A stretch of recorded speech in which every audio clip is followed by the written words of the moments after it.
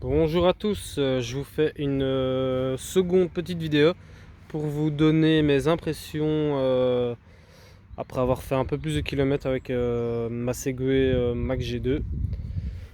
Alors, que dire?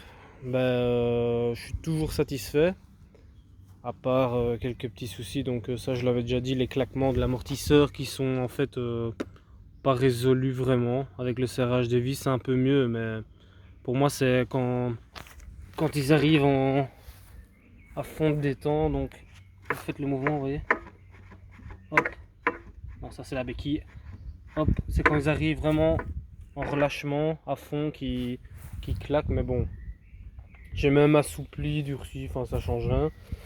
Sinon, que dire,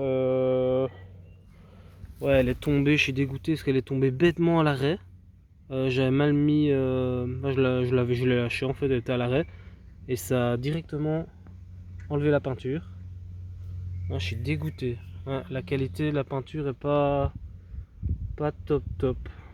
Bon, ici je vous fais une vidéo évidemment que des points un peu négatifs et aussi voilà, pour mettre en garde un peu les futurs acheteurs qui s'attendent à quelque chose peut-être que un peu trop, un niveau trop élevé par rapport à ce que c'est vraiment.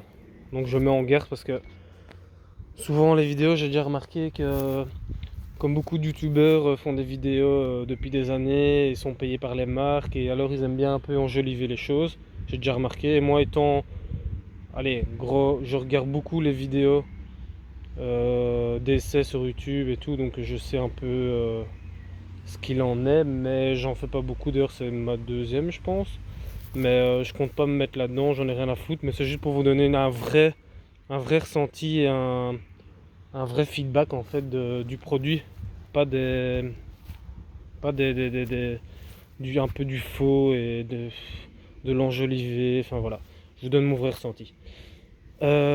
Toujours ouais, niveau qualité, le jeu, ouais, on verra pas, mais il y a du jeu de gauche à droite dans la roue, pourtant, comme ça, je sais pas si on verra, mais pourtant j'ai resserré les écrous des deux côtés, il n'y a rien à faire, ça bouge toujours, il y a du jeu un peu dans la fourche, de nouveau, je sais pas si on verra. Ouais, c'est dur à voir sur la vidéo, mais il y a un peu de jeu de, de nouveau, même après avoir serré, c'est toujours pareil. Mais je voulais dire par là que j'en suis toujours satisfait. Voilà, je savais très bien qu'à ce prix-là, et en étant dans cette gamme de trottinettes, je n'allais pas avoir beaucoup mieux. Je le répète, je l'ai dit dans mon autre vidéo, mais la qualité est vraiment quand même bien. Je veux dire, les finitions par rapport aux autres trottinettes, je parle. À part les hauts de gamme à 3 000 à 4 000 euros, et encore. Mais la qualité, vraiment la finition quand on voit ça, ce genre de pièces, la potence et tout, les soudures, bon les autocollants, Fox c'est moi qui ai mis, mais c'est un peu vide. Allez, sinon le reste est vraiment pas mal. Franchement, j'en suis assez satisfait plus ou moins. Après, concernant la puissance, elle a quand même une bonne puissance, mais je dois dire que je suis un peu déçu parce que il n'y a personne qui parle vraiment de ça dans les vidéos YouTube, mais en dessous de 60%, elle perd vraiment pas mal de puissance, en dessous de 60% de batterie, hein. Elle perd vraiment pas mal de puissance, et ça je vous avoue que j'étais pas au courant.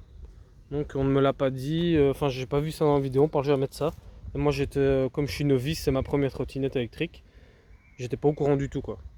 Donc ça je suis un peu déçu je dois dire.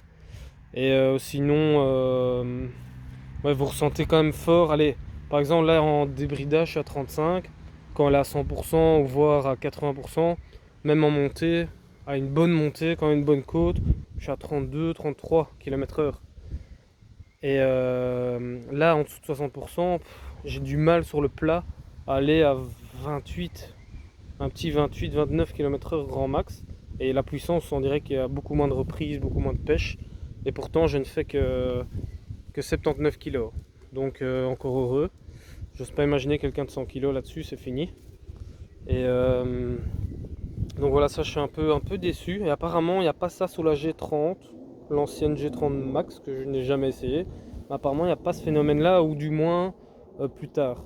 Comme la GT2, je me suis renseigné, ce n'est qu'à partir de 30% de batterie qu'elle se limite en puissance. Donc ça c'est un peu dommage je trouve. Je sais pas comment, il y a peut-être moyen de le faire via Xiaomi Dash ou quoi, mais je sais pas. Je dois encore me renseigner, mais ça me fait vraiment chier.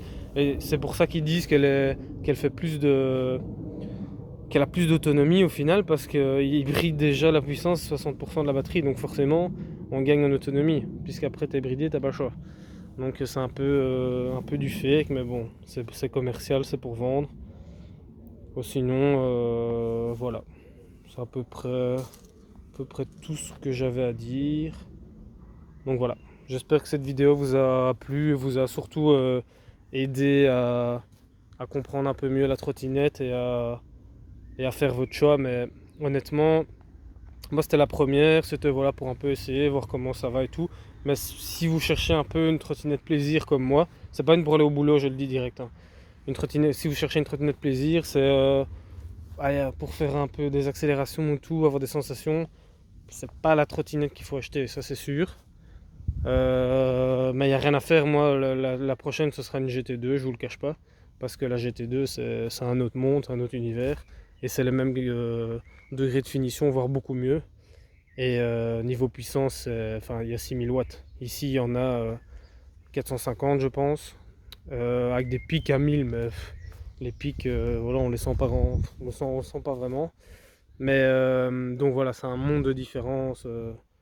Donc voilà. J'espère que ça vous a plu. Au revoir à tous. Merci.